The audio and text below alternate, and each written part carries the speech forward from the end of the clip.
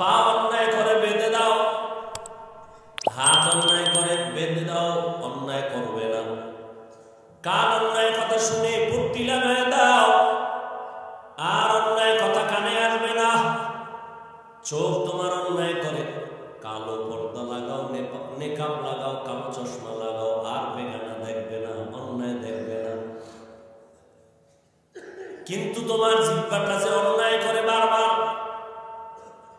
এটার আটকাবা কেমনে? রশি দিয়ে বাঁধা যাবে, সুতা দিয়ে বাঁধা যাবে, কষ্টের লাগানো যাবে।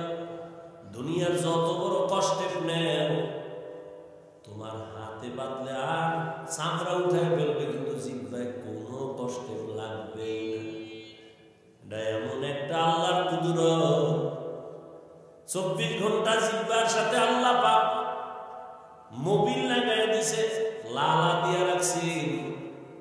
ও বান্দা, শুধু লালাটা তোমার কলিজাটারে ঠান্ডা রাখে। এরে বান্দা, পানি যাইয়া তোমার গলা আটকায় দেয়, কিন্তু জিহ্বায় কিন্তু আটকায় না। কোনো খানা আটকায় যায় গলা, জিহ্বায় জিহ্বায় খানার ডিউটি ঠিক আছে, আমি ধাক্কা দিয়ে ভিতরে দিয়ে দিছি, হ্যাঁ নিয়ে আটকে গেলে দোষ কি আমার? জিহ্বার মধ্যে এমন লালা অল টাইম, এই লালা কিন্তু ঔষধ। আমার চেহারায় যুবকেরা কইলে মানুষ না করো আকাম, হারাটা রাত মোবাইল নিয়ে কেমনি ওয়াজমুখী, সারা রাত আকাম করতে করতে মোবাইলে চেহারাটারে পেতনি বানায় গেছে। কার্টুন দেখতে দেখতে নিজে এখন কার্টুন হয়ে গেছে। চেহারার মধ্যে কোনো নূর নেই, আলো নাই, মায়া নাই। অথচ 40 বছর পর্যন্ত চেহারা উজ্জ্বল থাকবে, আর তোমার 25 বছরে চেহারা শেষ। শুধু কি চেহারা ফুল, মানে তোর মধ্যে আছে বলতে কিচ্ছু নেই। চোখের পাওয়া নাই, কানের পাওয়া নাই। মা কয় গোসল করবি না, কয় খানা খাইয়ে গেছে। কানের পার্স নষ্ট, চোখের পার্স নষ্ট, হার্ট দুর্বল, ব্রেন কিন্তু কমে গেছে। একটা কথা আমি ফাউল বলি না বাবা, তুমি পারলে গুগলে সার্চ দিও, বাসায় যাই। টাচ মোবাইল দেখলে শরীরের অঙ্গের কি ক্ষতি হয়, হুজুর গোটা তো মানবি না, কপাল খারাপ। কিন্তু চিকিৎসা বিজ্ঞানী গুগলে দিয়ে রাখছে, এই মোবাইলের দিকে তাকাইলে চোখের পাওয়ার থাকে না, এই মোবাইল দেখতে দেখতে ব্রেন কমে যায়, নষ্ট হয়, কিডনি ড্যামেজ হয়। এই মোবাইলের সম্পর্কের কারণে তোমার হার্ট দুর্বল হয়ে গেছে, মাথা ব্যথা আগের থেকে বাড়ছে, খবর নাই তোমার। এখন মোবাইল দেখতে দেখতে কিছু লেখা যে পড়বা পারো না, 10 মিনিট দেখলে মাথা ঘুরায়, গোলায় যায়, কি দেখতেছে। দুর্বল হয়ে গেছে শরীর, না জীবন আছে, না যৌবন আছে, না লেখাপড়া আছে।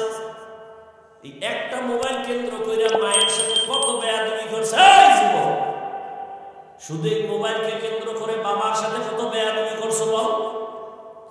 এই মোবাইলকে কেন্দ্র করে শিক্ষকের সাথে বেয়াদবি করেছ, এই মোবাইলকে কেন্দ্র করে কত আলেমের সাথে বেয়াদবি করেছ, এই মোবাইল কেন্দ্র কইরা কত টাকা বাবার চুরি করছ, মোবাইল কেন্দ্র কইরা কত মায়ের টাকা চুরি করেছ। এই মোবাইল তোর জীবনটা নষ্ট করে দিয়েছে। মাত্র 30 বছর, যদি আরো 60 বছর হায়াত হয়, আরো 30 বছর যে বাঁচবি লাভ না, কারণ তোর অঙ্গ প্রত্যঙ্গ ধ্বংস। বাকি 30 বছর যদি বাঁচো, বিছানায় পড়ে থাকতে হবে, কারণ হাত থাকবে, পাওয়ার থাকবে না, চোখ থাকবে, পাওয়ার থাকবে না, পাঁচ নষ্ট, মেয়াদ শেষ। যে মেয়াদ আল্লাহ দিছিল, তুই গাদ্দারি কইরা মেয়াদ শেষ করে ফেলাইছো মোবাইল দেখে। আল্লাহ আমাকে হেফাজত করে, তোমার হেফাজত রাখলে তুমি কও, কারণ অন্যের জন্য দোয়া করলেও মামলা, এই জন্য দোয়া দেয় বাদ দিয়ে দিছে।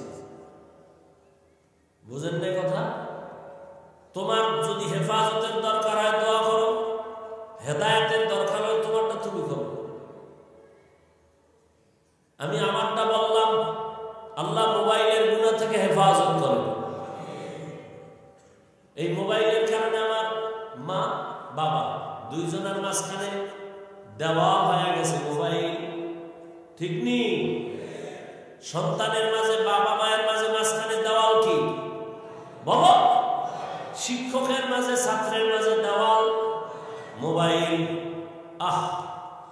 কত সংসার যে নষ্ট হয়েছে মোবাইল। মানকে সিফা আটকে গেছে মিসকল ভাইয়া, এখন হুজুর গো ফতুয়া খুঁজে 2 বিয়ে তো জায়েজ। ও যে সিফায় আটকাইছি আর পায় না। একটা বাবা যদি চিন্তা করতো আমি আর একটা বিয়ে কইরা আমার সন্তানগুলো কার দিকে তাকাবে, আমি বাবা মইরা গেলে সন্তানের একটা নিঃশ্বাস আসবে। ওই যে রাজশাহীর একটা মাইয়া, ফেসবুকের গোলামেরা দেখো নাই, রাজশাহীর একটা মেয়ে লাইভে আসছে 1/2 ঘন্টা। আমাকে একজনে শুনাইছে 1/2 ঘন্টা লাইভ দিয়ে কয়, ও বাবা আমি মইরা যাইতেছি, কারণ আমি স্বামীর ঘরে আসার পরে আমার স্বামী আমাকে মানসিক বারবার টর্চার করে। তোর বাপের চরিত্র খারাপ না হইলে 2 বিয়ে করছে কেন? বারবার এই কথা শুনতে ভাল লাগে না, আমারে বারবার টর্চার করে। ওই বাপের মাইয়া তো তুই, তোর চরিত্র আর কেমন হবে? আমি আর একটা বিয়ে করব, তোর বাপে করছে সমস্যা নেই, আমি করলে সমস্যা কেন? বাবা চিন্তা করে না যে আমার মাইয়াটা স্বামীর ঘরে গেলে টর্চার করবে। মেয়ে বলে বাবা আর কত কষ্ট সহ্য করবো, মরে গেলাম, তুমি আরো বিয়ে করো। মরে গেলাম আমি, মরছি কিনার খবর পাইনি। 1/2 ঘন্টা লাইভ দিছে রাজশাহীর একটা মেয়ে। একটা বাবা যদি শুধু সন্তানের চিন্তা করত তাহলে এই আকাম ঘটাইতো না। আল্লাহ আপনি হেদায়েত দান করেন। এই মোবাইল জীবন শেষ, যৌবন শেষ, পরিবার শেষ, সব ধ্বংস হয়ে গেল। জবানের হেফাজত করি ওরে মুমিন। হাত হেফাজত করা সহজ, কান হেফাজত করা সহজ, চোখ হেফাজত করা সহজ। জিহ্বা নামের অস্ত্রটারে কেমনে তুমি আটকায় দিবা? কষ্টের লাগানো যাবে না, ছাইড়ে দেব। তা উঠেন কেন? এই কোন বেড়াম আপনাদের ঘুমে যাচ্ছে, এখান থেকে বেরোইলেই গুণা শুরু। এই যে দেখেন কি সুন্দর একটা পরিবেশ, বেহেশতের বাগান, এরপর এত সুন্দর মাহফিল হওয়ার পরেও কিছু নিমক হারাম, কপাল পোড়া এই বেহেশতের প্যান্ডেলে নেই। এরা মহিলা প্যান্ডেল ঘুরে তফ করে মহিলা প্যান্ডেল, দোকানে ঘুরে আর আড্ডা দেয়, তাজা তাজা কবিরা গুণা করে। এই ওয়াজের উপলক্ষে মার্কেট কেন? ওয়াজের উপলক্ষে বেলুনের দোকান কেন? খেলনার দোকান কেন? এখানে 2-4 ঘন্টা মানুষ বয়ান শুনে বাসায় যাবে, মার্কেট তো এমনি আছে সেখানে যাবে। ওয়াজের উপলক্ষে কেন মার্কেট? আবার এমন দোকান কেন হবে যেখানে যুবকও ঢুকবে, যুবতীরাও ঢুকবে? এটা কবিরা গুনাহ না? তো দেখেন ওয়াজের উপলক্ষে এখানে বেহেশতের বাগান আর পার্শ্বে জাহান্নামের বাজার। কি ওখানে কবিরা গুনাহ হয় না? এই দায়ভার কারা নেবে? ও আল্লাহর বান্দা একটু ভাবো। বেলুন কিনছে, বেলুন ওয়াজের সময় মোনাজাতের পরে কান্দে লয়ে যাইতেছে, এক হাতে বেলুন আর এক হাতে প্লাস্টিকের একটা বিশাল পাঙ্গাস মাছ। বউ কায় কি ও কয় মোনাজাত এটা কবুল করে লইয়েছি। কত বড় বেহায়া বেলাজা যে ওয়াজে এসব বেলুন কিনে বাসায় যায়। কত বড় ইতর নিকৃষ্ট অন্তরওয়ালা একটা মাছ কিনছে প্লাস্টিকের, ওয়াজেতে যাওয়ার সময় এগুলো নিয়ে যায়। কত বড় বেলাজা বেহায়া। আর হেদায়েত কি হবে? কিসের হেদায়েত হবে? আল্লাহ হেদায়েত দান করুন। ও পর্দার আড়ালের আম্মা জানেরা, এরে আম্মা জান, আপনারা তো এই দুনিয়ার বড় সম্পদ। আপনাদের মতো দামি সম্পদ আল্লাহ আর কাউকে দেন নাই, বানান নাই। দুনিয়াতে যত নবী আসছে সব নবীদের মা আপনারা, যত সাহাবায়ে কেরাম সব সাহাবাদের মায়ের মতো মা আপনারা। এ দুনিয়ায় যত আলেম হাফেজ যত আছে সবার মা আপনারা। এ দুনিয়ার দামি দামি কবি সাহিত্যিক সব দামি দামি সন্তানের মা আপনারা। আপনারা তো আয়েশা রাদিয়াল্লাহু আনহার মতো নারী, ফাতেমা রাদিয়াল্লাহু আনহার মতো নারী, খাদিজা রাদিয়াল্লাহু আনহার মতো নারী। আরে আম্মা জান, জুবাইদা খাতুন। এই আম্মা জানেরা, আপনারা তো ওই জুবাইদার মতো নারী গোটা পৃথিবীর ইতিহাসের পৃষ্ঠায় স্বর্ণাক্ষরে গোটা রাষ্ট্রপতি, রাষ্ট্রনায়ক বাদশাহ হারুন রশিদ একদিকে রাষ্ট্র চালায়, অন্যদিকে বড় একজন আল্লাহর ওলি বুজুর্গ, তার স্ত্রী জুবাইদা খাতুন কোরআনে হাফেজা। এই জুবাইদা খাতুনের কাজের মহিলা 100। কয়শো? প্রত্যেকটা মহিলা কোরআনে হাফেজা।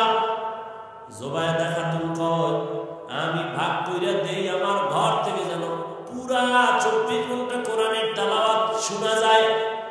এক মহিলারে কয়, এই তুমি 1 ঘন্টা তেলাওয়াত কইরা কাজে নামো। আরেকজনের কয়ের পরে তুমি তেলাওয়াত করো, তুমি 1 ঘন্টা পরে আরেকজনে করবে, তুমি এর পরে কাজে নামো, আরেকজনে আধা ঘন্টা তেলাওয়াত করে কাজে নামো। অর্থাৎ এইভাবে 24 ঘন্টা ডিউটি ভাগ করে দিছে যেন আমার ঘর থেকে 24 ঘন্টা তেলাওয়াতের আওয়াজ শোনা যায়। এরে আম্মা জান,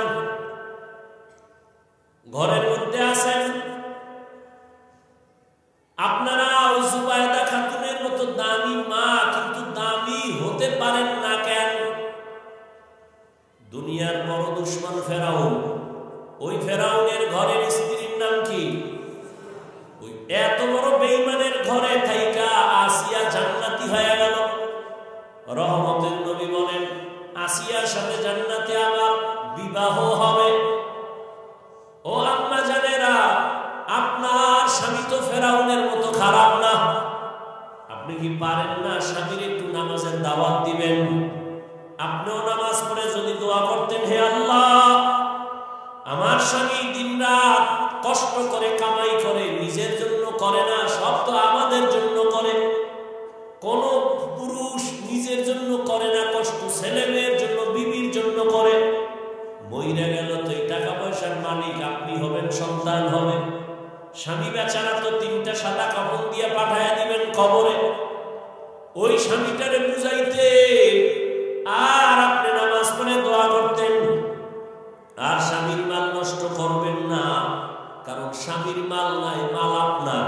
স্বামী মইরা গেলে সব আপনার থাকবে। অতএব স্বামীর সম্পদ নষ্ট করা মানে আপনারটা আপনি নিজেই নষ্ট করলেন। হারাম পথে টাকা পয়সা কামাই করলে বরকত হয় না, ঠিক ওই হারাম রাস্তায় টাকা খরচ করলেও বরকত থাকে না। ওই টাকায় বরকত নাই, অভাব ঘর থেকে যায় না, অভাব লেগেই থাকে, রোগ লেগেই থাকে, একের পর এক অসুস্থ। আপনি অসুস্থ না হয় সন্তান অসুস্থ। এরে আম্মা জান, আপনি 5 ওয়াক্ত নামাজ পড়েন, স্বামীর মাল হেফাজত করেন, মোবাইলে চরিত্র বিক্রি করবেন না। আপনার মতো মা কি পর্দাওয়ালা নামাজি নাই? নাই? এই এলাকায় খুঁজেন, আপনার মতো কত মা, কত বোন মোবাইলে চরিত্র নষ্ট করে না, নামাজ ছাড়ে না, বেপরদায় চলে না, স্বামীর মাল নষ্ট করে না। আম্মা জান, আপনি কেন পারবেন না? এখনো সময় আছে, তওবা করেন। ও আমার কলিজার যুবক বাবারা, আমি এতক্ষণ তোমাদের যে কথাগুলো বললাম, আমি এই কথা কিন্তু বলি নাই স্কুলে তালা মার, আমগো মতো হুজুর হা পাগড়ি লাগা, তসবি লাগা। আমার মতো কওমি মাদ্রাসায় আসো, আমার মতো তাবলীগে সময় লাগাও, পীরের কাছে যাও, না হয় ধ্বংস। একবারও বলি নাই, বরং আমি তোমাকে সাহস দিচ্ছি, ও যুবক, স্কুলে পড়ো আলহামদুলিল্লাহ, কলেজে পড়ো, চাকরি করো, ব্যবসা করো। আমি দোয়া করি তুমি একজন ডাক্তার হও, একজন ইঞ্জিনিয়ার হও, প্রফেসর হও, ব্যবসায়ী হও, চাকরিজীবী হও। তবে একটাই দাবি, বেয়াদব হইও না রে বাবা। তোমার ব্যবহারে কোনোদিন যেন মা বাবা কষ্ট না পায়, তোমার আচরণে কখনোই যেন আলেম কষ্ট না পায়, তোমার আচরণে কখনো যেন তোমার শিক্ষক কষ্ট না পায়। কারণ লেখাপড়া যদি করো, মা বাবার দোয়া ছাড়া আগাইতে পারবা না। শিক্ষকের দোয়া না থাকলে জীবন সফল হবে না, আলেমের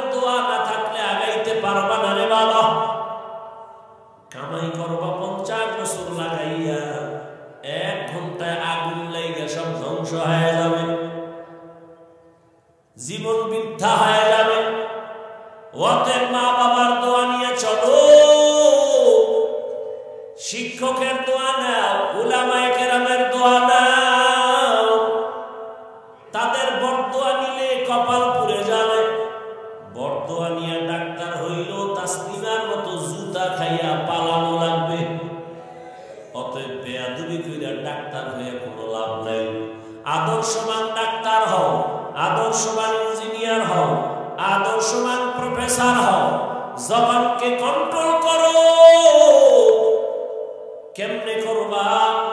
কয় হাত কন্ট্রোল করা যায়, জবান কন্ট্রোলের কোনো মেডিসিন নাই। আল্লাহ কয় আমি মায়া করে তোর একটা মেডিসিন দেই, এইটা দিয়ে কন্ট্রোল কর। দুনিয়ার মেডিসিন দিয়া পারবি না, আমি একটা মেডিসিন দিলাম, ওই মেডিসিন দিয়া জবানটারে কন্ট্রোল কর। ওই মেডিসিনটা ব্যবহার কর, জবান কন্ট্রোল হয়ে যাবে। বলে কি মেডিসিন? আল্লাহ বলে আমার দেওয়া মেডিসিনের নাম হলো তাকওয়া। হর কে দারত খৌফে হকদার দিল মদর, জন্নতুল মাওয়া দেহত রাম কাম, জুজবা হকচি জে মখাজ ইনসো জা, ফজলে উ আমস্তে দর জুমলা জাহা। কষ্ট হইতেছে আপনাদের? রাগ করছেন অনেক?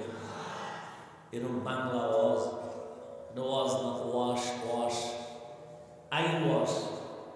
হ্যাঁ, কেন করছি? আপনার সাথে আমার বহুদিনের দ্বন্দ্ব আছে না? ও আমার কলিজার যুবক, তোমার মতো যুবক কি স্কুলে পড়ে, কলেজে পড়ে, নামাজ পড়ে কি নাই? তোমার জন্য শেষ। বাসায় যাইয়া দরজা জানালা বন্ধ করে বাতিটা নিভাই দিবি, কেউ যেন টের না পায়। এবার নিজের পায়ের জুতাটা খুলে কপালে মারবি আর বলবি তোর কপালে এত গজব কেন? তোর মতো যুবক জেনারেল লাইনে থাইকা যদি নামাজ পড়ে, র‍্যাব আর্মি পুলিশ বিডিআরের চাকরি করে নামাজ পড়ে, ওসি ডিসি এসপি নামাজ পড়ে, ডাক্তার প্রফেসর ইঞ্জিনিয়ার নামাজ পড়ে, তোর মতো যুবক মাদ্রাসায় পড়ে নাই, রাস্তায় গাড়ি চালায়, নামাজ ছাড়ে না, তুই কেন পারো না? তোর কপালে কার অভিশাপ লাগছে? নিজের জুতা দিয়ে নিজের কপালে মার। দরজা জানালা বন্ধ করে। আর কোন ওয়াজের দরকার নাই। হুজুর হইতে বলি নাই, স্কুল সাইজাতে বলি নাই, তাবলীগে যা বলি নাই, কওমি মাদ্রাসায় যাও বলি নাই, পীরের মুরিদ হও বলি নাই। তোমার লাইনে থাইকা আল্লাহর মুহাব্বত, নবীর আদর্শ নিয়ে চলো। তোমার মতো যুবক রাস্তায় গাড়ি চালায়, নামাজ যদি পড়তে পারে, তোমার মতো যুবক ঢাকা বিশ্ববিদ্যালয়ে পড়ে, পাগড়িওয়ালা দাড়িওয়ালা যুবক নাই? তুমি কেন পারো না? তোমার জন্য আলাদা কোনো ওয়াজের দরকার নাই। এইটাই তুমি নিজের বিবেকের সাথে মশওয়ারা করো। তোমার মতো যুবক জেনারেল লাইনে থাইকা নদীর মধ্যে মাছ ধরে, নামাজ ছাড়ে না। ও বাবা, কৃষি কাজ করে, নামাজ ছাড়ে না। বলো তুমি কেন পারো না? এর থেকে আর আমার দ্বারা সহজ ওয়াজ আর নাই। আমি কি হুজুর হইতে বলছি? সহজ ওয়াজ তোমারটা দিয়ে তুমি বুঝো। তোমার মতো যুবকই তো জেনারেল লাইনে থেকে ব্যবসা করে, হালাল খায়, মিছা কথা কয় না। এরকম ব্যবসায়ী নাই? ও ব্যবসায়ী ভাই, তুমি কেন দোকানে সাইনবোর্ড লাগাইছো বিক্রি করা মাল ফেরত নেওয়া হয় না?